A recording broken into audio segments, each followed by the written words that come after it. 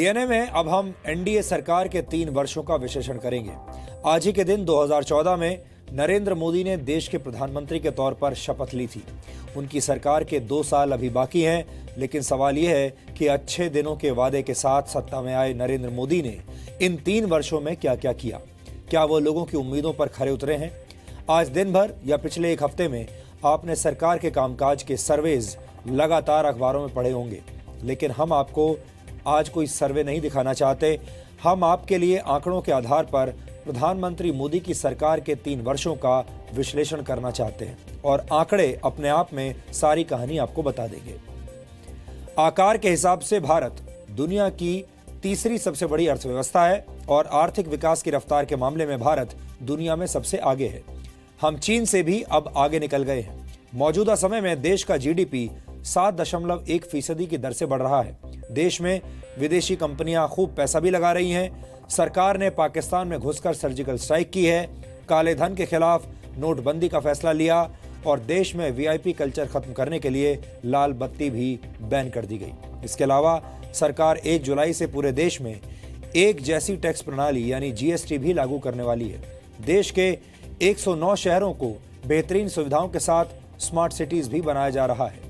देश का आम आदमी दिन भर इन बातों को सुनकर खुश होता है, लेकिन दिन खत्म होने पर वो एक बात जरूर सोचता है कि इन आंकड़ों के बीच वो कहां पर खड़ा हुआ है।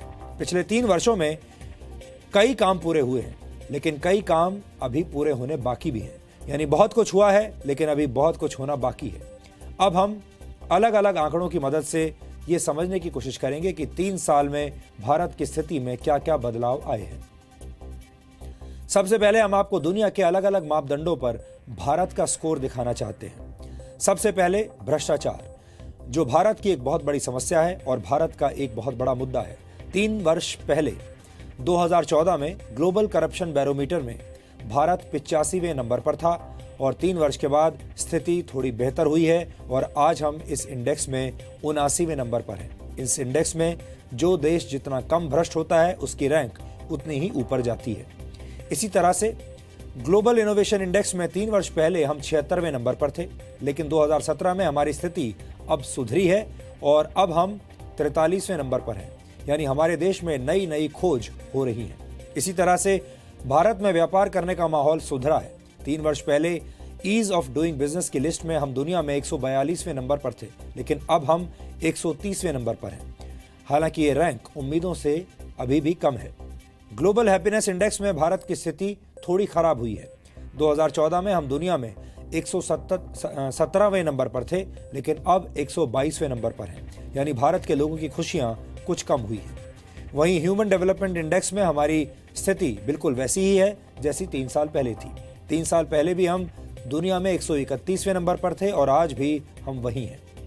ये सूचकांक बताते हैं कि सरकार ने भारत की स्थिति को सुधारने के लिए काम तो किया है, लेकिन अभी बहुत कुछ काम किया जाना बाकी है।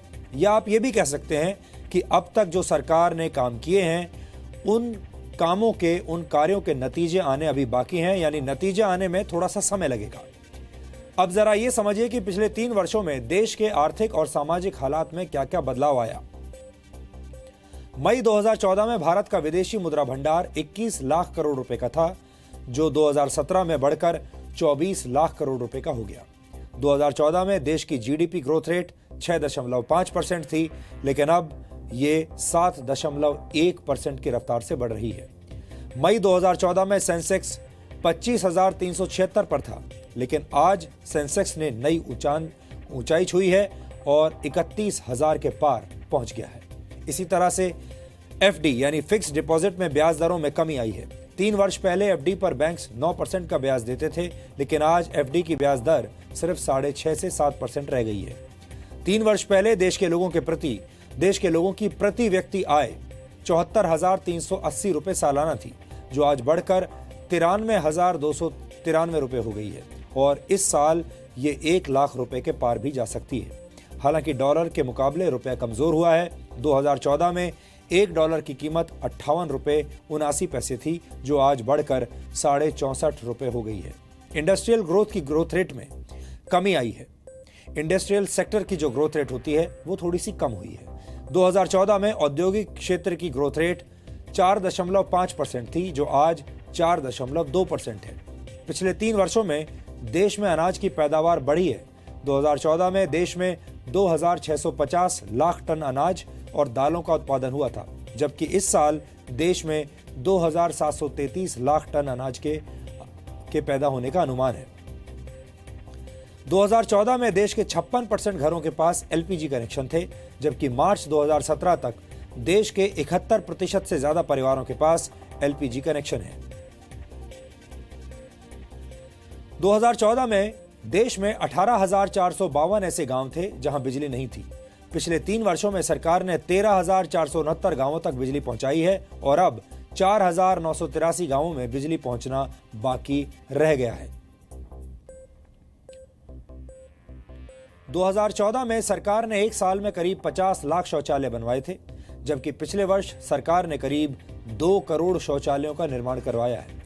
2014 में देश में करीब 15,18,000 स्कूल थे, जबकि अब इन स्कूलों की संख्या करीब 15,22,000 हो चुकी है। पिछले 3 वर्षों में सरकार के पास गिनाने के लिए बहुत कुछ है। बहुत सारी नई योजनाएं, नए कदम उठाए गए हैं, लेकिन कुछ ऐसे मुद्दे भी हैं जो सरकार के लिए चुनौती बने हुए हैं। 3 वर्षों के दौरान जम्मू कश्मीर में हालात बिगड़े हैं। कश्मीर में जो पत्थरबाजी 2010 में बंद हो चुकी थी, वो एक बार फिर से शुरू हुई।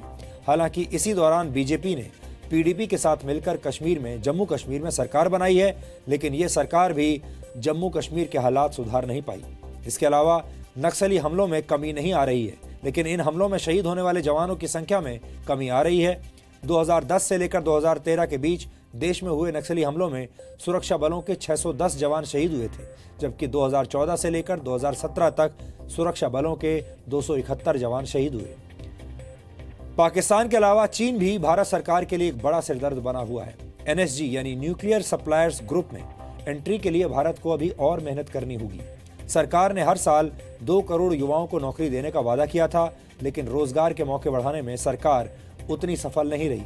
पिछले वर्ष सिर्फ 2,13,000 लोगों को ही नौकरी मिली है। उम्मीद है कि मेक इन इंडिया जैसी अलग अलग योजनाओं से ये समस्या कुछ कम होगी। इसके अलावा विदेशों से काले धन को वापस लाने के मुद्दे पर भी अब तक बहुत बड़ी सफलता हाथ नहीं लगी है। हालांकि नोटबंदी जैसे फैसलों का बहुत बड़ा असर देखने को मिला है। हालांकि महंगाई कागजों पर तो कम हुई है, लेकिन आम लोगों के लिए महंगाई शायद कम नहीं हुई।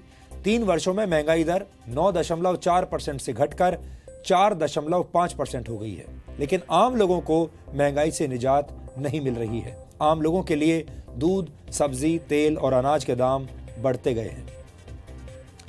3 वर्षों में देश कितना बदला ये तो हमने आपको बता दिया, लेकिन ये 3 वर्ष भारतीय जनता पार्टी के विकास के लिए भी बहुत अहम रहे। अब आपको हम देश का पॉलिटिकल मैप दिखाते हैं, जिससे आप ये समझ जाएंगे कि देश राजनीतिक तौर पर कितना बदल चुका है। 26 मई 2014 को जब प्रधानमंत्री मोदी ने शपथ ली थी, तब 7 राज्यों में भारतीय जनता पार्टी की सरकार थी। इस नक्शे पर नारंगी रंग में आपको वो राज्य दिखाई दे रहे हैं जहां उस वक्त बीजेपी की सरकार थी, जबकि आज 3 वर्षों के बाद 2017 में 17 राज्यों में भारतीय जनता पार्टी और उनके सहयोगियों की सरकार है।